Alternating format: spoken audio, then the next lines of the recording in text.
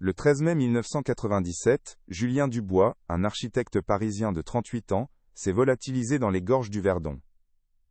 Pendant 14 longues années, son affaire est restée une énigme, une blessure ouverte pour sa famille, classée par les autorités comme un tragique accident de randonnée.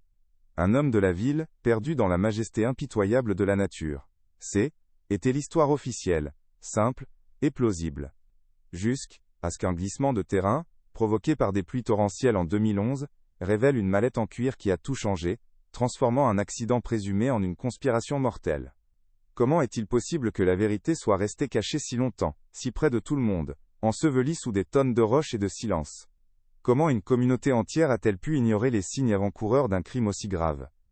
Avant de vous raconter comment cette simple mallette, découverte par hasard au fond d'une grotte nouvellement exposée, a mis au jour une conspiration impliquant des notables locaux et des projets immobiliers frauduleux, commentez ici depuis où vous nous regardez et abonnez-vous à la chaîne. La vérité sur la disparition de Julien Dubois est bien plus sombre et complexe qu'un simple accident. Croyez-moi, vous ne voudrez pas manquer l'enchaînement des événements que cette découverte a déclenché. Une cascade de révélations qui a secoué toute une région et a finalement rendu justice à un homme qui avait tout sacrifié pour son intégrité, y compris sa propre vie. La suite de cette histoire dépasse l'entendement. Le conflit principal est né de cette absence soudaine et totale de pistes. Le 12 mai 1997, la veille de sa disparition, Julien avait appelé sa femme, Hélène, depuis son modeste hôtel de Castellane. Il lui avait parlé de son travail, un relevé topographique pour un projet écotouristique de luxe. Sa voix était empreinte d'une légère inquiétude, mentionnant vaguement que les chiffres et les plans préliminaires ne correspondent pas au terrain. Le lendemain matin, il est parti dans les gorges, accompagné d'un guide local fourni par ses employeurs. Il n'est jamais revenu. Le guide, seul témoin, a raconté une histoire simple. Julien, passionné et méticuleux, se serait éloigné sur un sentier non balisé pour prendre des mesures et aurait disparu. Une histoire trop simple, trop lisse pour être vraie. Dès les premières heures, l'enquête de la gendarmerie locale a été marquée par une étrange léthargie. L'hypothèse de l'accident a été immédiatement privilégiée et a étouffé toute autre piste. Hélène, arrivée sur place rongée par l'angoisse, s'est heurtée à un mur de condescendance et de bureaucratie. Pour les autorités locales, Julien N. était qu'un Parisien de plus, un citadin imprudent qui avait sous-estimé la montagne. Les recherches, menées sans grande conviction, se sont limitées aux zones les plus accessibles et ont été suspendues après une semaine seulement, malgré les supplications de sa famille. Était comme si sa disparition arrangeait tout le monde, comme si fermer le dossier rapidement était une priorité inavouée, laissant un sentiment de malaise et de questions sans réponse. Pour Hélène et ses deux jeunes enfants, Sophie 7 ans et Mathieu 4 ans, le monde s'est effondré. Les années qui ont suivi n'ont été qu'une longue agonie, une torture psychologique alimentée par l'incertitude. La perte ambiguë est une douleur unique, un deuil impossible où l'espoir se mêle au désespoir. Était-il mort? Avait-il fui pour commencer une nouvelle vie, comme le suggéraient cruellement certaines rumeurs locales? Hélène est devenue une ombre d'elle-même, consacrant chaque centime des économies du couple à des détectives privés qui ne trouvaient jamais rien de concret. Elle a gardé le bureau de Julien intact, un sanctuaire figé en 1997, comme si elle attendait qu'il revienne s'asseoir à sa table à dessin, et reprenne son travail là où il l'avait laissé. Les enfants ont grandi avec l'image d'un père fantôme, un vide immense qui a façonné leur peur et leur personnalité. Sophie, l'aînée, est devenue protectrice et méfiante, portant sur ses jeunes épaules le fardeau de la douleur de sa mère. Mathieu, trop jeune pour avoir de vrais souvenirs, a construit l'image de son père à travers les récits d'Hélène et les quelques photographies jaunies. Le silence autour de la disparition de Julien est devenu le centre de leur vie familiale, un sujet tabou mais omniprésent, une absence si lourde qu'elle occupait plus de place que n'importe quelle présence. Ils vivaient dans l'attente d'une réponse qui ne venait jamais, piégés dans un temps suspendu qui les empêchait de se reconstruire. Pendant des années, la famille Dubois a vécu au rythme des fausses pistes et des espoirs déçus. Chaque appel anonyme, chaque rumeur de touriste ressemblant à Julien aperçu à l'aile étranger, ravivait la flamme avant de la laisser éteindre dans une nouvelle déception. La frustration envers une enquête bâclée s'est transformée en une colère sourde et impuissante. Hélène a écrit des dizaines de lettres au ministère, aux journaux, à quiconque pouvait l'entendre, mais ses appels à l'aide se perdaient dans l'indifférence administrative.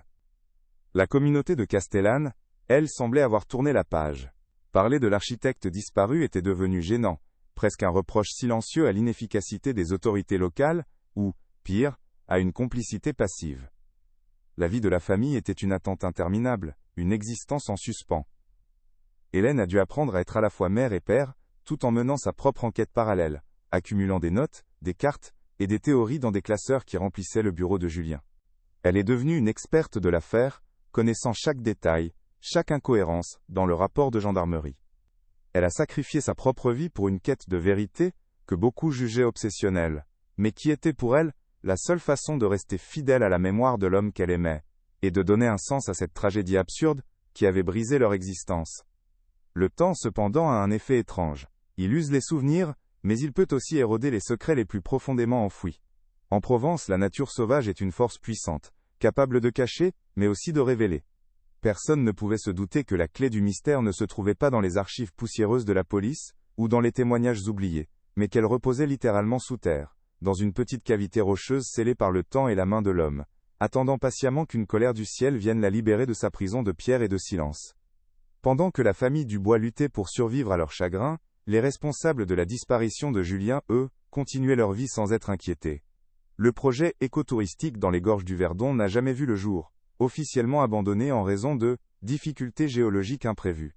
Les investisseurs se sont retirés discrètement, et la vie dans la région a repris son cours. Le guide local qui accompagnait Julien le dernier jour a continué son activité, devenant une figure respectée de la communauté, son témoignage n'ayant jamais été sérieusement remis en question. Le silence était devenu une chape de plomb, protégeant un secret que certains pensaient enterré pour toujours avec l'architecte parisien. L'affaire a été officiellement classée sans suite, à peine 18 mois après la disparition de Julien. Le rapport final de la gendarmerie, un document d'une trentaine de pages, concluait froidement à une disparition inquiétante dans un contexte d'accident de montagne probable. Pour Hélène, chaque mot était une insulte. Elle y a décelé des dizaines d'incohérences flagrantes, des témoignages non vérifiés, des horaires qui ne concordaient pas, et surtout, l'absence totale de mention des doutes professionnels que Julien lui avait exprimés au téléphone. L'enquête avait été menée, non pas pour trouver la vérité, mais pour confirmer une conclusion préétablie. Était un déni de justice institutionnalisé, un document qui scellait le sort de Julien dans l'indifférence administrative, laissant sa famille seule face à un abîme de questions. La communauté de Castellane et des villages environnants a adopté une attitude de silence prudent. Pour une région qui dépendait du tourisme, un mystère non résolu, surtout s'il impliquait un crime, était une mauvaise publicité. Lors de ses rares visites pour raviver l'intérêt des locaux, Hélène se heurtait à un mur de non-dit. Les regards se détournaient, les conversations s'arrêtaient à son approche. Ce haine n'était pas de l'hostilité ouverte, mais quelque chose de pire. Une complicité passive, une peur collective de déterrer un secret qui pourrait éclabousser des personnalités influentes. Les habitants semblaient avoir conclu un pacte tacite pour oublier l'architecte parisien. Cette omerta locale était une seconde mort pour Julien, une trahison silencieuse qui isolait encore plus sa famille dans sa quête de vérité. Pendant que le monde tournait, la vie d'Hélène s'est arrêtée en mai 1997. Son quotidien est devenu une routine obsessionnelle, une enquête parallèle, menée depuis le bureau de son mari. Les murs étaient recouverts de cartes des gorges du Verdon, de photos des personnes impliquées, de fils de laine, reliant des indices potentiels. Elle passait ses nuits à éplucher les registres des sociétés, à contacter d'anciens employés du consortium, à apprendre le jargon de l'urbanisme et de la géologie. Elle est devenue une experte involontaire de l'affaire qui avait détruit sa vie. Cette quête-haine n'était pas seulement un acte d'amour. Était sa seule façon de survivre, de donner un sens au vide, et de refuser que l'homme qu'elle aimait soit réduit à un simple fait divers. Une note de bas de page dans les archives de la gendarmerie. Pour Sophie, grandir avec un père disparu a été une épreuve formatrice et brutale. Elle a dû mûrir trop vite, devenant la gardienne de la fragilité de sa mère. Adolescente, elle n'exprimait pas sa douleur par la rébellion, mais par une méfiance farouche envers le monde extérieur, et une colère rentrée contre l'injustice qui avait volé son enfance. Elle se souvenait de son père en fragments vifs et douloureux, ses mains dessinant, son rire dans le jardin, l'odeur de son pull. Chaque fête des pères à Concelles, école était une torture, chaque question innocente d'un camarade sur son père était un coup de poignard. Elle a appris à construire une carapace pour se protéger, mais sous cette armure se cachait une blessure qui ne cicatrisait jamais, la peur constante de perdre ceux qu'elle aimait. Mathieu, lui, a grandi avec un fantôme. Trop jeune pour avoir des souvenirs concrets, son père était une construction, un mythe familial, bâti sur les récits de sa mère et de sa sœur. Il l'aimait profondément, mais était l'amour pour une idée, une image figée sur des photographies. Cette absence a creusé en lui un sentiment d'insécurité, une quête d'identité permanente. Il cherchait des traits de son père en lui-même, dans son propre reflet, se demandant constamment s'il lui aurait ressemblé, s'il aurait été fier de lui. Le poids de ne pas savoir ce qui était arrivé à son père était une angoisse sourde qui l'accompagnait chaque jour, un vide qu'aucun récit ne pouvait combler, car il lui manquait l'essentiel, la présence, le contact, la voix. En 2007, pour le 10e anniversaire de la disparition, Hélène, Sophie et Mathieu sont retournés dans les gorges du Verdon. Ils n'ont pas organisé de cérémonie, pas de discours. Ils se sont simplement tenus au belvédère de la Carrel, un des points de vue les plus spectaculaires sur le canyon, et ont jeté une unique rose blanche dans le vide. Le silence N était rompu que par le sifflement du vent. Était un pèlerinage intime et déchirant, un acte de mémoire face à l'oubli général. Pour eux, le temps n'avait pas guéri les blessures. Il les avait simplement rendues plus profondes, plus familières. Ce jour-là, en regardant les eaux émeraudes du Verdon si loin en contrebas, ils ont renouvelé une promesse silencieuse. Ils n'abandonneraient jamais. La vérité, aussi douloureuse soit-elle, méritait des contre-montres à être trouvée. Quelques années plus tard, une lueur d'espoir est apparue, aussi vive que cruelle. Un détective privé, engagé par Hélène, avait retrouvé la trace d'un ancien géologue ayant travaillé sur les études préliminaires du projet. L'homme, rongé par la culpabilité, avait accepté de parler, évoquant des pressions énormes pour falsifier ses rapports sur la stabilité du terrain. Un rendez-vous fut pris dans un café discret à Marseille. Hélène y est allée avec un cœur battant, persuadée de tenir enfin le fil qui dénouerait toute l'affaire. Mais l'homme n'est jamais venu. Son téléphone était coupé. Quelques jours plus tard, le détective apprit qu'il avait brusquement déménagé à Lille, étranger, laissant derrière lui un message laconique. Laissez tomber. C'est trop dangereux. L'espoir s'est effondré, laissant place à une terreur froide. Julien n'avait pas seulement découvert une fraude. Il était opposé à des gens prêts à tout pour protéger leurs secrets. L'automne 2011 a frappé la Provence avec une violence inhabituelle. En octobre, des pluies diluviennes, d'une intensité jamais vue depuis des décennies, se sont abattues sur les Alpes de Haute-Provence.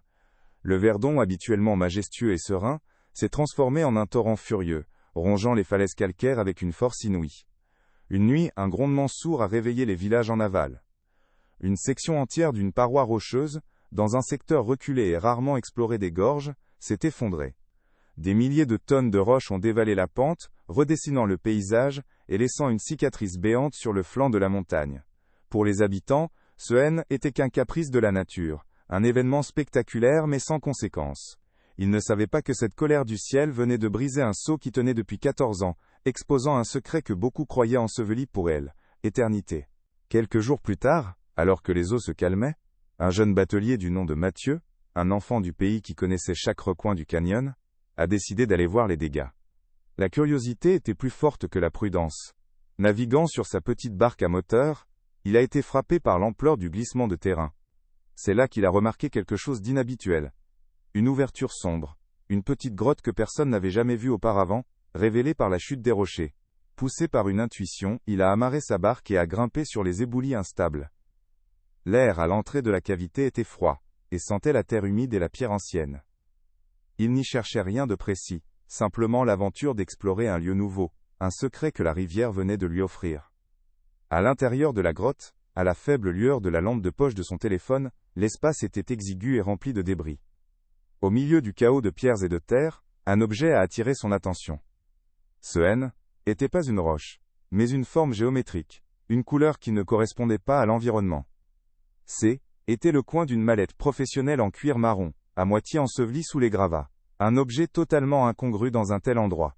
Qui aurait pu laisser un porte-document ici, dans une grotte scellée par un éboulement?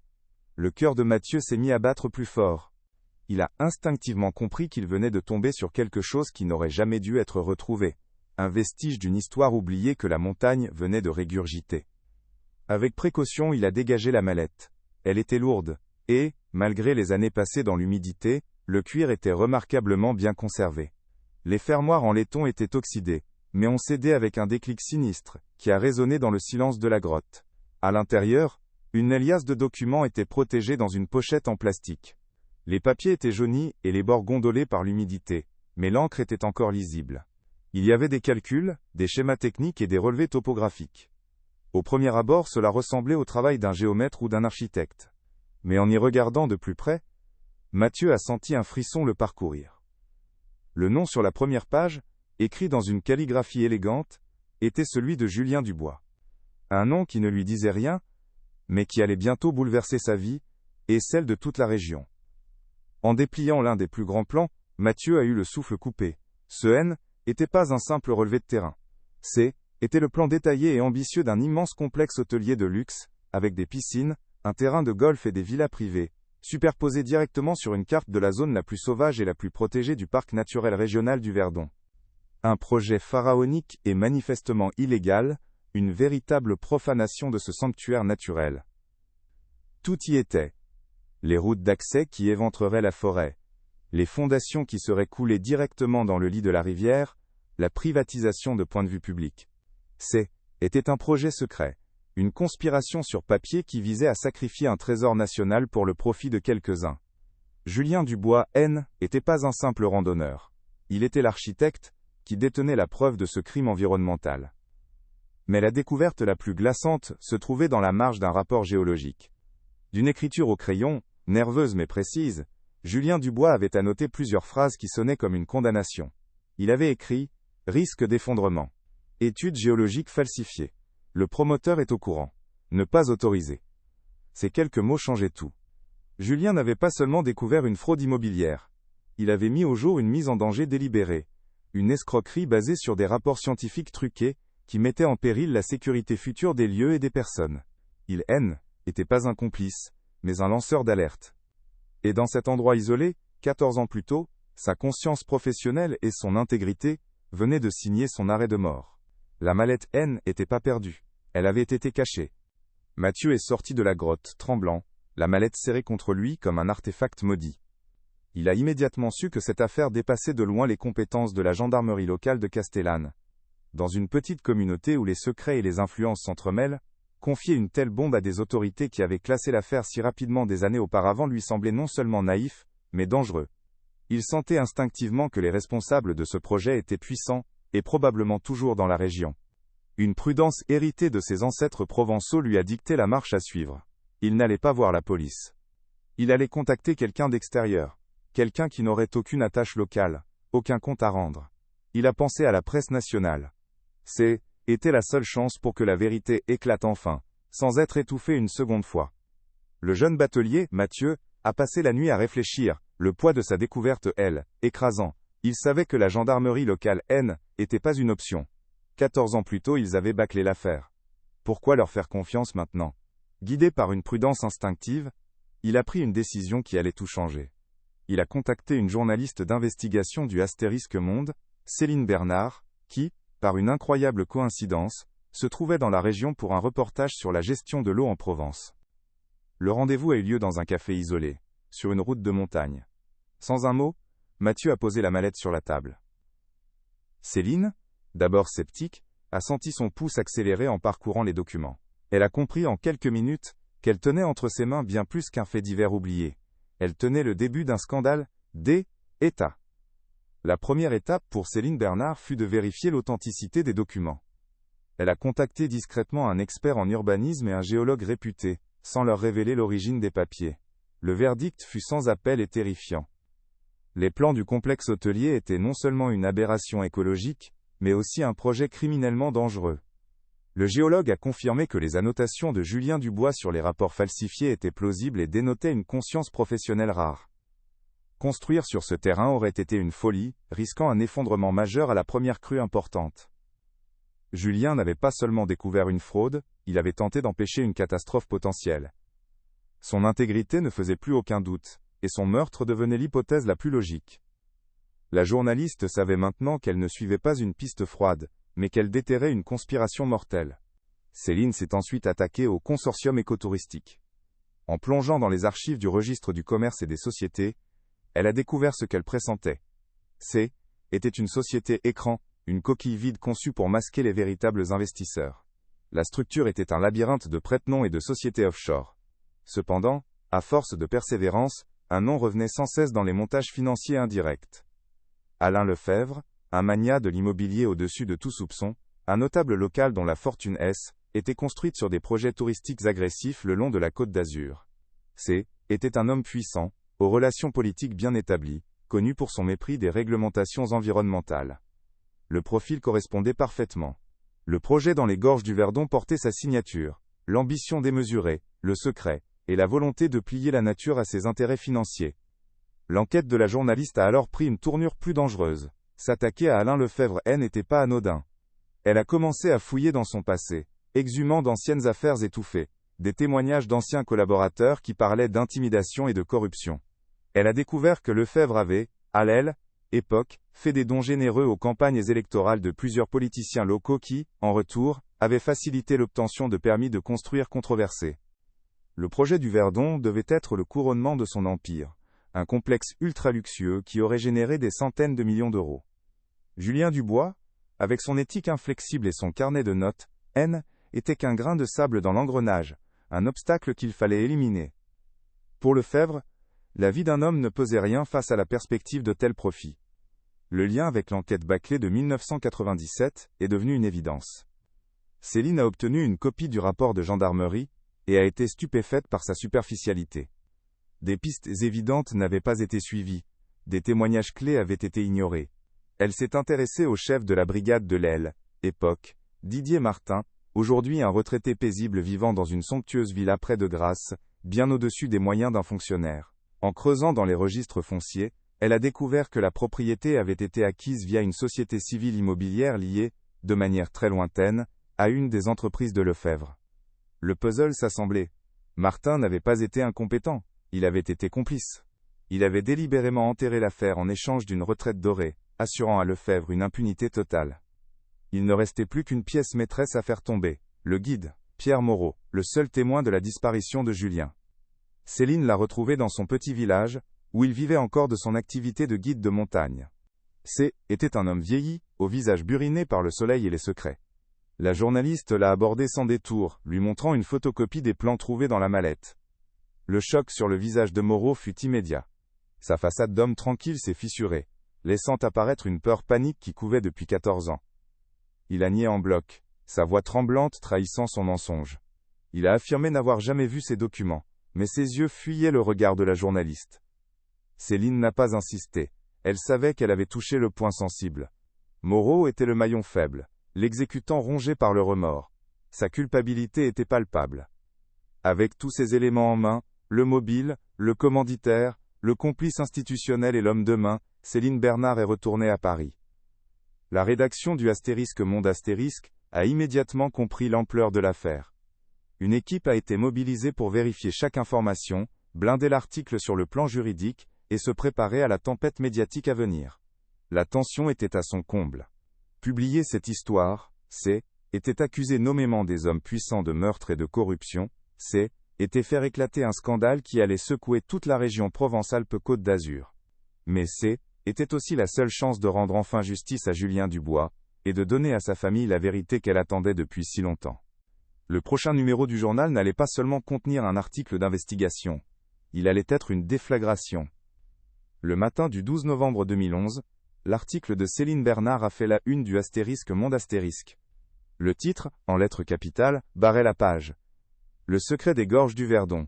Comment un architecte a été assassiné pour un projet immobilier criminel. L'effet a été celui d'une bombe.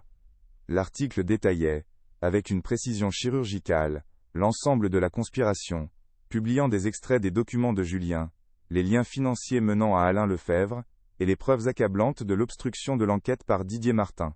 La France s'est réveillée en découvrant une histoire de corruption, de cupidité et de meurtre digne d'un thriller, mais qui était bien réelle. Les téléphones ont commencé à sonner dans les ministères, et une unité spéciale de la police judiciaire de Marseille a été immédiatement saisie de l'affaire, court-circuitant la gendarmerie locale désormais discréditée. Pour Pierre Moreau, le guide de montagne, la publication de l'article a été le coup de grâce. Son nom et sa photo étaient partout. Du jour au lendemain, l'homme respecté du village est devenu un paria. Les regards de ses voisins étaient plus amicaux, mais chargés de méfiance et de dégoût. Chaque sonnette, chaque voiture qui ralentissait devant sa maison le faisait sursauter. Le poids de 14 années de silence, de mensonges et de peur, s'est abattu sur lui avec une violence insoutenable. Il était piégé. S'il fuyait, il avouait sa culpabilité. S'il restait, il devait faire face à la justice et à la haine de toute une communauté. La nuit suivant la parution de l'article, Rongé par le remords et la terreur, il a pris la seule décision qui lui restait pour tenter de sauver ce qui pouvait le pour être de son âme. Le lendemain matin, avant même que les enquêteurs de Marseille n'arrivent à son domicile, Pierre Moreau s'est rendu de lui-même. Non pas à la gendarmerie locale, mais dans les bureaux d'un avocat à Digne-les-Bains. Tremblant, le visage défait, il a tout avoué. Sa confession, enregistrée pendant plusieurs heures, était un récit glaçant de la dernière journée de Julien Dubois. Il a expliqué qu'il n'avait jamais été un simple guide, mais un homme de main de Lefebvre, chargé de surveiller l'architecte parisien. Le plan initial, a-t-il insisté, était pas de le tuer. Il devait le confronter, l'intimider, lui proposer une somme d'argent colossale, pour qu'il falsifie son rapport, et valide le projet. Il pensait que, comme beaucoup d'autres avant lui, son intégrité avait un prix. Il se trompait lourdement.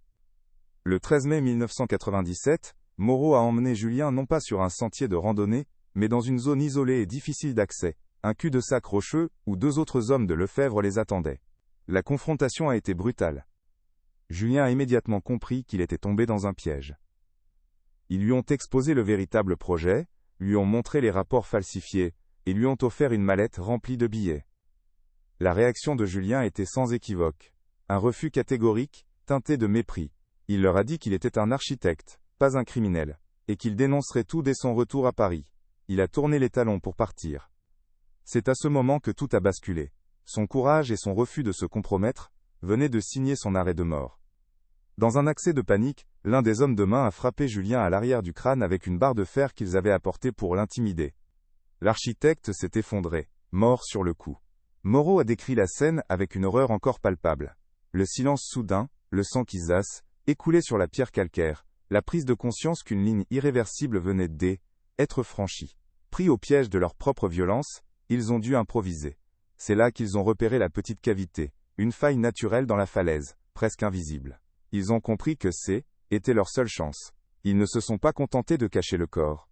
Ils allaient l'effacer, le faire disparaître de la surface de la terre, comme s'il n'avait jamais existé. Avec une froideur criminelle, ils ont transporté le corps de Julien à l'intérieur de la grotte. Ils ont jeté sa mallette à côté de lui, un geste cynique, pensant que personne ne la retrouverait jamais. Puis, en utilisant des baramines et des leviers qu'ils avaient dans leur véhicule, ils ont travaillé pendant plus d'1 heure, pour déloger les rochers instables au-dessus de l'entrée de la grotte. Un grondement sourd a secoué la falaise, et des tonnes de pierres se sont effondrées, scellant la tombe de Julien derrière un mur de roche qui semblait aussi ancien que la montagne elle-même. Ils ont ensuite méticuleusement effacé toute trace de leur passage, convaincus que leur secret était enterré pour toujours. Moreau est rentré seul au village, racontant l'histoire convenue du randonneur imprudent qui était perdu. Grâce aux indications précises de Moreau, les enquêteurs de la police judiciaire, accompagnés d'une équipe de spéléologues et de médecins légistes, se sont rendus sur les lieux. Après plusieurs heures d'un travail de déblaiement minutieux, l'entrée de la grotte a été rouverte. À l'intérieur, la scène était intacte, figée dans le temps depuis 14 ans. Les restes squelettiques de Julien Dubois ont été retrouvés, ainsi que les fragments de ses vêtements. La cause de la mort, une fracture massive du crâne, a confirmé le récit de Moreau. Lorsque Hélène a été informée, elle n'a pas pleuré tout de suite. Elle a ressenti une sorte de soulagement terrible, une douleur aiguë mais libératrice. L'incertitude, ce poison qui l'avait rongée pendant des années, venait enfin de prendre fin. Elle savait. Son mari n'avait pas disparu. Il avait été assassiné pour avoir été un homme juste. Le deuil pouvait enfin commencer. Le procès qui s'ensuivit fut un événement médiatique national. Il s'est tenu à la cour d'assises d'Aix-en-Provence, et a duré 6 semaines intenses, sous le regard scrutateur de tout le pays. Alain Lefebvre, le magnat de l'immobilier, est resté impassible, niant tout en bloc avec une arrogance glaciale, tandis que Didier Martin, l'ex-gendarme, tentait maladroitement de minimiser son rôle, se présentant comme une simple victime des pressions d'un homme puissant. Mais les preuves étaient accablantes. La mallette de Julien Dubois, ses notes méticuleuses, ses calculs, tout était là, présenté comme une pièce à conviction silencieuse mais irréfutable. La confession détaillée de Pierre Moreau, lue à haute voix dans le tribunal, a scellé leur sort. La France découvrait avec horreur comment la cupidité de quelques hommes avait pu broyer la vie d'un homme intègre et laisser sa famille dans le désarroi pendant si longtemps. Les verdicts sont tombés comme un couperet, mettant un terme à des années d'impunité. Alain Lefebvre a été reconnu coupable de complicité d'assassinat et condamné à la réclusion criminelle à perpétuité. Son empire s'est effondré dans la foulée, ses projets entachés par le sang et la corruption. Didier Martin a écopé de 15 ans de prison pour entrave à la justice et complicité. Sa retraite dorée s'est transformée en une cellule froide. Quant à Pierre Moreau, sa coopération et ses remords évidents lui ont valu une peine réduite à 10 ans. Pour la famille Dubois, présente chaque jour au procès, ces condamnations n'ont pas provoqué de cris de joie. Il n'y avait qu'un silence lourd, profond, et le sentiment écrasant qu'une page venait enfin de se tourner. La justice, si longtemps bafouée, avait enfin été rendue, non pas pour ramener Julien, mais pour honorer sa mémoire. Quelques semaines après le procès, la famille a enfin pu organiser des funérailles dignes de ce nom. La cérémonie a eu lieu dans la plus stricte intimité, dans un petit cimetière parisien, loin du tumulte médiatique. Il n'y avait que Hélène, Sophie et Mathieu, et quelques amis proches. Pour la première fois en 14 ans, ils avaient une tombe sur laquelle se recueillir, un lieu physique pour matérialiser leur deuil. Hélène a déposé une simple rose blanche sur le cercueil, le même geste qu'elle avait fait dans le vide des gorges du Verdon des années auparavant. Mais cette fois ce N n'était pas un acte de désespoir, mais un adieu. Les larmes qui ont coulé ce jour-là, N, étaient plus celles de l'incertitude et de la colère, mais celles de la tristesse pure et de la libération. Le long combat était terminé. Julien Dubois pouvait enfin reposer en paix. La vie cependant devait continuer, mais elle ne pouvait plus être la même. Le traumatisme avait laissé des cicatrices indélébiles, mais la découverte de la vérité leur a aussi donné une nouvelle force, un nouveau but. Sophie et Mathieu, désormais adultes, ont décidé que le sacrifice de leur père ne devait pas être vain. Ils ont utilisé une partie des dommages et intérêts obtenus lors du procès pour créer la Fondation Dubois pour elle, éthique en architecture. Leur mission, offrir un soutien juridique et financier aux professionnels du bâtiment qui, comme leur père, se retrouvent menacés pour avoir dénoncé la corruption ou des pratiques illégales. Ils ont transformé leur douleur en un combat pour les autres, assurant que l'intégrité de Julien devienne un héritage vivant, une source d'inspiration pour toute une profession. L'impact de l'affaire ne s'est pas arrêté là. Le scandale a provoqué une prise de conscience nationale sur la protection des espaces naturels et la corruption endémique dans certains projets de développement. En réponse à une immense pression publique, le gouvernement a pris une décision symbolique et puissante. La zone exacte où le complexe hôtelier de Lefebvre aurait dû être construit, ce coin de nature sauvage que Julien avait refusé de sacrifier, a été classé « réserve intégrale ». Et pour que personne n'oublie jamais le prix de cette préservation, elle a été officiellement rebaptisée « Réserve naturelle Julien Dubois ». Le lieu même de sa mort est ainsi devenu le monument éternel de son courage, une terre inviolable, qui témoignerait pour toujours de la victoire d'un homme seul contre la puissance destructrice de l'argent. Ainsi la tragédie de Julien Dubois a trouvé une forme de résolution, non pas heureuse mais juste. Sa famille a pu reconstruire sa vie, non pas en oubliant, mais en intégrant son histoire dans un avenir porteur de sens. Les coupables ont payé pour leurs crimes, et la nature, pour laquelle ils s'étaient battus, a été sauvée. L'histoire de l'architecte parisien est devenue une légende locale dans les gorges du Verdon, un rappel poignant que même face à une conspiration écrasante, la vérité, aussi profondément enfouie soit-elle, finit toujours par trouver un chemin vers la lumière, parfois aidée par la colère imprévisible d'une montagne, qui refuse de garder les secrets des hommes. La justice a été rendue, mais la mémoire, elle, reste. L'affaire Julien Dubois nous enseigne une leçon troublante, sur la nature de la vérité.